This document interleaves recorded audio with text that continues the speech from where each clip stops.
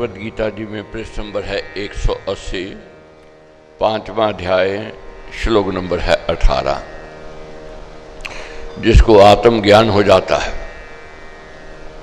जो व्यक्ति निष्काम भाव से कर्म करने लग जाता है, फिर वह पक्षपाती नहीं होता है, सबको एक सम देखने लग जाता है।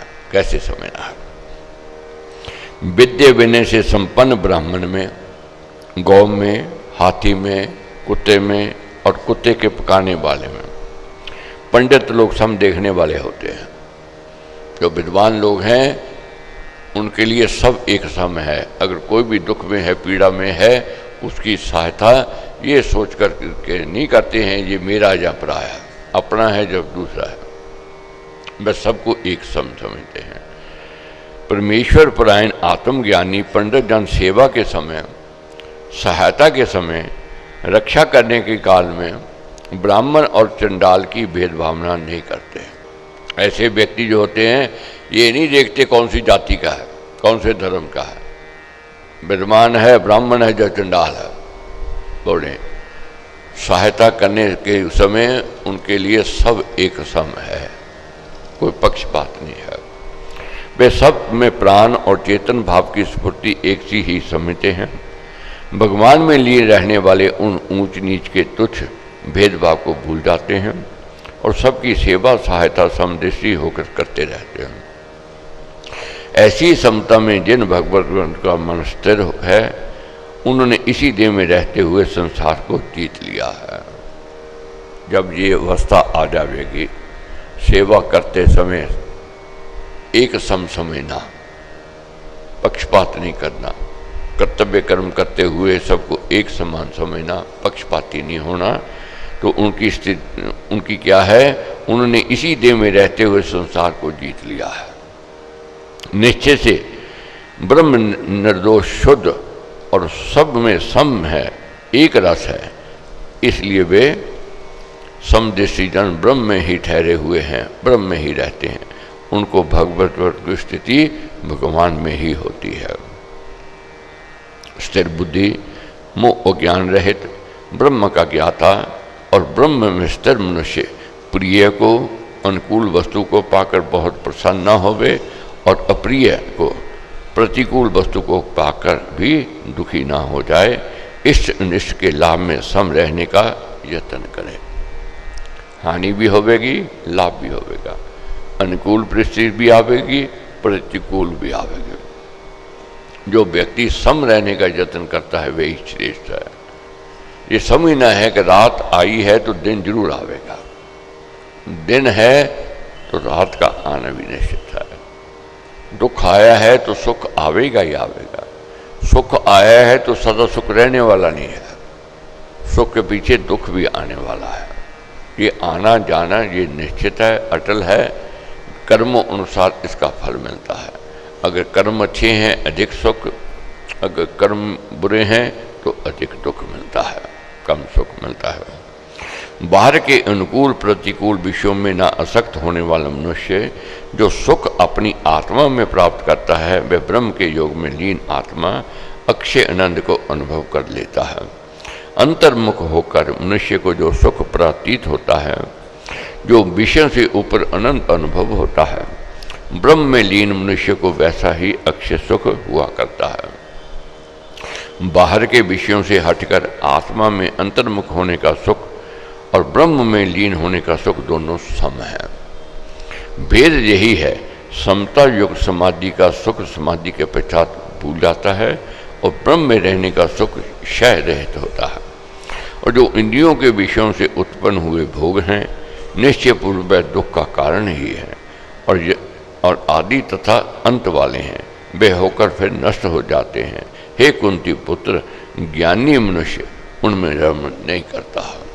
बहुत विषय ऐसे होंगे, आज अच्छे लग रहे हैं, कल भी बुरे लगेंगे। अब कोई कहे कि भाई कल तो अच्छे लग रहे थे, आज क्यों बुरे लग रहे हैं? इंद्रियों ने रस लेना आरंभ कर दिया, इंद्रियों ने आनंद लेना बंद कर दिया। इंद्रियों को नित्य नया चाहिए, नित्य नया चाहिए, वे उसी में रमते हैं, उसी में रुचि रखते हैं। ऐसे व्यक्ति दुख की ओर जाते हैं जो इंद्रियों के अधीन होते हैं, इंद्रियों की बात सुनते हैं, जो मन की बात सुनते हैं, बुद्धि की बात सुननी है, आत्मा की बात सुननी है, वह ऊंचाई की ओर ले जाती है। जो मनुष्य शरीर छोड़ने से पहले मरने से पूर्व ही इसी देह में ही कामना और क्रोध से उत्पन्न हुए बे को सहन कर सकता है, तृष्णा और वैर के वशीभूत नहीं हो जाता, वह योगी है, वह सुखी मनुष्य है।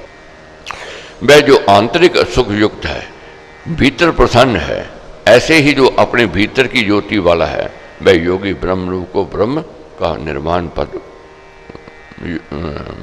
ब्रह्म रूप होकर ब्रह्म के निर्माण पद को हो जाता है। निर्वाण पद उस धाम का नाम है जो निर्वांत है, जहाँ कारण कार्य भाव की बाजू नहीं है, जहाँ सारी रचना लय हो जाती है, जहाँ वासना की और कामना की बाजू सर्वदा स्फुरित नहीं होती है।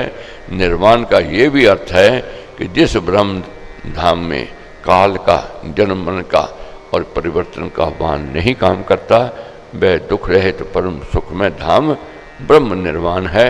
आत्मज्ञानी और आत्म ज्योति युक्त कर्म योगी ऐसे ही ब्रह्म निर्माण रूप परम धाम को प्राप्त करता है।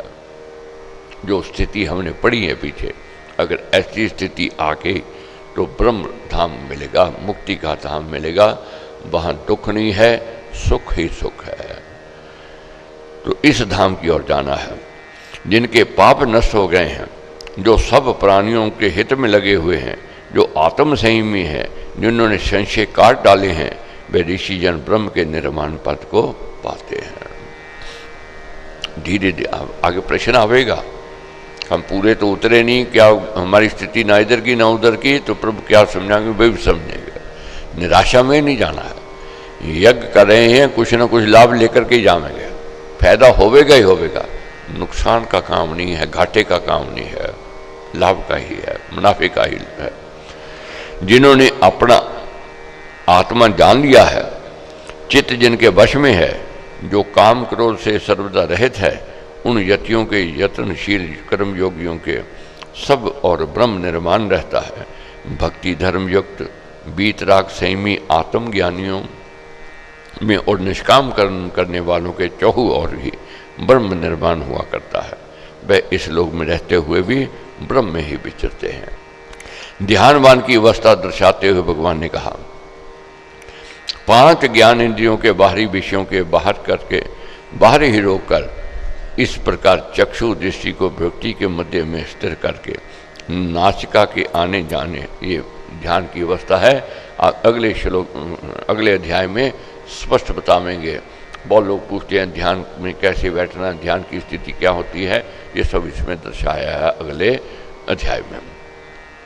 नासिका के आने जाने वाले प्राण और अपान को सम एक रस करके जो जन इंद्रियों को, मन को और बुद्धि को वश में किए हुए हैं और मोक्ष में परायण है, इच्छा, भय और क्रोध से रहित है, वह सदा मुक्त ही है। वह जन्म को जीत चुका है।